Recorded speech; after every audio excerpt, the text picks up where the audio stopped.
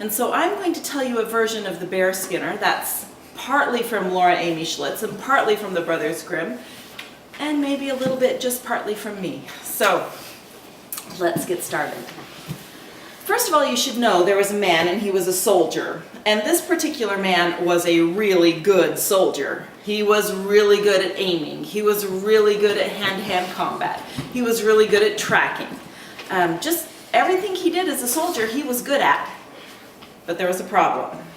The war he was fighting in ended, and he had no more job. So because he was a soldier, he didn't have any other skills, and he couldn't find a different job. So he decided to go home and see if his brothers would help him out. Well, his brothers would not help him out. They said, no, go find a job. And so the soldier decided that's what he had to do. But he didn't have any skills, so he kept asking, can I have a job here? No, you don't have the right skills. Can I have a job here? No, you don't have the right skills. It wasn't going very well at all. And one day he was walking along, and it was in the forest, and he had gotten pretty hungry because he hadn't found a job yet, so he hadn't eaten for a couple of days. And it was starting to get dark, and so he stopped to build a fire for the night, and he was going to sleep in the forest. But as he was building his fire, he noticed something. There was a man standing in the trees. And the man had on a long green coat, and the soldier thought it was pretty strange, especially when he noticed that the man didn't have normal feet. His feet were the same as having goat feet. Well, because he had goat feet, the soldier knew he wasn't talking to a man. He was seeing the devil. And the devil came out of the trees and he said, "Soldier, I have a deal to make with you." And the soldier went, "Well, what kind of deal?" And the devil said, "First, before I tell you the deal, I have to know if you are courageous." And suddenly, behind the Bearskinner, he heard a crashing and a thumping and a smushing through the brush, and he turned around and there was a big bear standing there, and he picked up his gun and he shot it, boom! And the bear fell down dead. Well, the devil said to him, "I can see you're brave, so maybe you'll be able to handle this bargain we're going to make. Let me tell you what it is. You're going to have to wear the skin of that bear for 7 years. You won't be able to take a bath. You won't be allowed to cut your hair ever. You won't be allowed to cut your fingernails, which will be the bear claws. And you won't be allowed to pray for help." Wow, the Bearskinner had to think about that one. He knew making a deal with the devil was dangerous, but he was also very hungry. He knew he was not going to be able to find a job. He had no skills and there was no war, and all he was a soldier. So he sat. He thought about how hard it would be, but he didn't want to starve to death.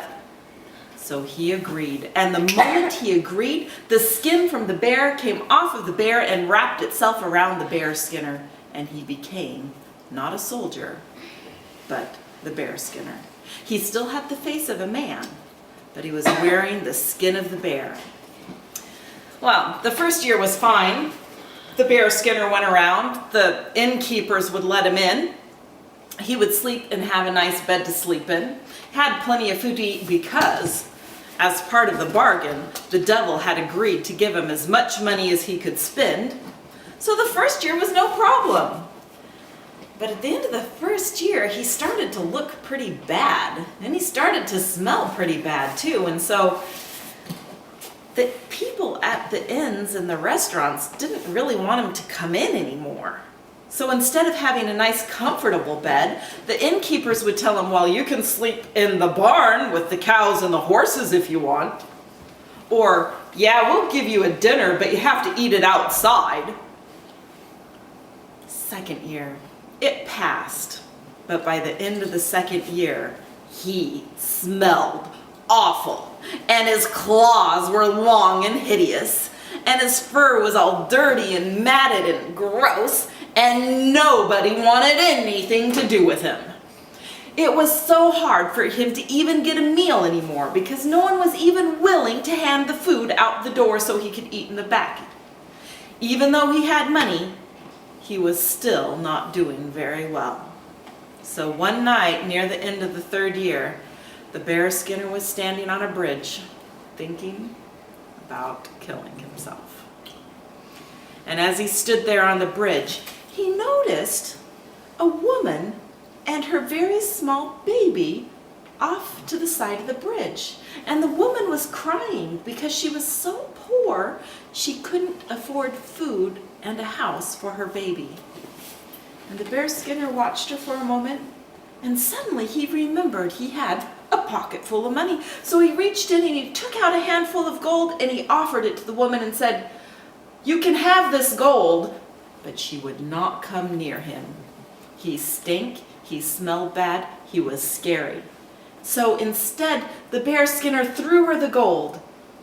And as the woman started to pick it up, she called to him, "Thank you." And then she said, "I'll pray for you." Well, that made the Bearskinner start thinking. He wasn't allowed to pray for himself, but he had so much money, he could use it to help the poor people. And then the poor people could pray for him. Well, in year 4, he went around giving away money to poor people. He helped them buy food. He helped them fix their farms. He helped them when they had debts. And one day he met a poor man in jail. And the man had so many debts that when the Bearskinner paid them all, he was astounded. And the man said to the Bearskinner, "I have 3 daughters. And as a reward for your help, you may marry one of my 3 daughters." And the Bearskinner said, "No, that is not fair to your daughters." And the man insisted, "You have paid all of my debts. You helped me so much that you must choose one of my daughters." And finally, the Bearskinner agreed and went home with the man. Went home. Wow, his daughters were pretty. But the eldest daughter looked at the Bearskinner and said, "Ew, he smells awful, Father. I'm not marrying him." And the second daughter said, "Father, I can't marry such a man as that. He looks awful."